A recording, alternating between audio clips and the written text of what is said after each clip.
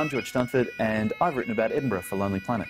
Edinburgh is Jekyll and Hyde, it's the military tattoo, it's backstreet pubs that you've discovered late at night, and it's the sound of the 1 o'clock gun being fired in the castle every day. I suppose Edinburgh is sophisticated Scotland. Edinburgh is a European city. It's not a British city. It's not kind of a place that's isolated on an island. You get a sense that Edinburgh is part of a broader world, probably because of great things like the Arts Festival.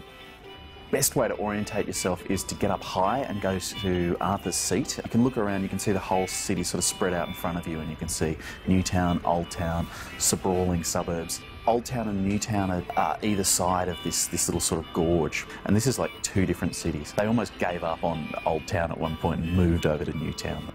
Stockbridge is another little neighbourhood that I quite like. It's almost a residential suburb, but there's lots of sort of Georgian houses there, and there are parks. It's a nice kind of little normal part of Edinburgh.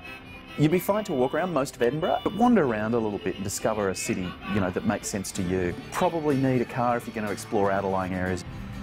Locals get excited about football, and if you support the wrong team, you're in all sorts of trouble. So just steer clear of football topics, I think, until someone declares what team they go for.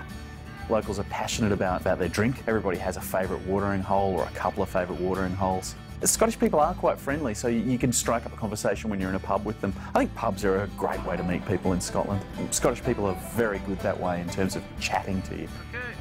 When you're not drinking scotch, you probably should be drinking real ale, which is, it's handmade beer, basically, as opposed to something, that comes off a production line. One of my favourite little things is police boxes. It used to be a place where you could pick up a phone and call a police officer at any time, and now a lot of them have been converted into coffee carts, I guess. One of my favourite ones of those was a cappuccino. One of the really great foods, though, is fish and chips, which they do, really, really well. You can still get haggis in a lot of places as well. Haggis is sheep's stomach, stuffed with oats, and it's a spicy kind of flavour. I like it. I think it's a really vibrant cultural city, particularly at festival time when people are just coming from everywhere to be a part of Edinburgh and all of the excitement. It's a series of festivals that all sort of cram into August. Biggest one is Fringe, probably, which features a lot of comedy and a lot of art and a lot of... it's like having your craziest Scottish friend, sort of shouting at you to come and see various things all month. What are you doing? What I really love is all the literary associations of Edinburgh. Sherlock Holmes, for example, was inspired by a teacher that Conan Doyle had at university, to Harry Potter, which was kind of inspired by the crazy architecture of Edinburgh.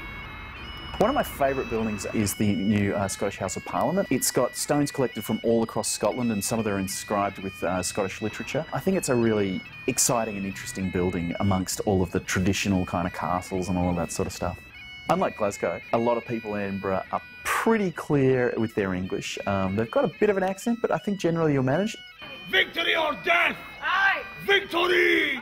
Find your own little back streets, sit in a pub for a couple of hours, find your own sense of Edinburgh.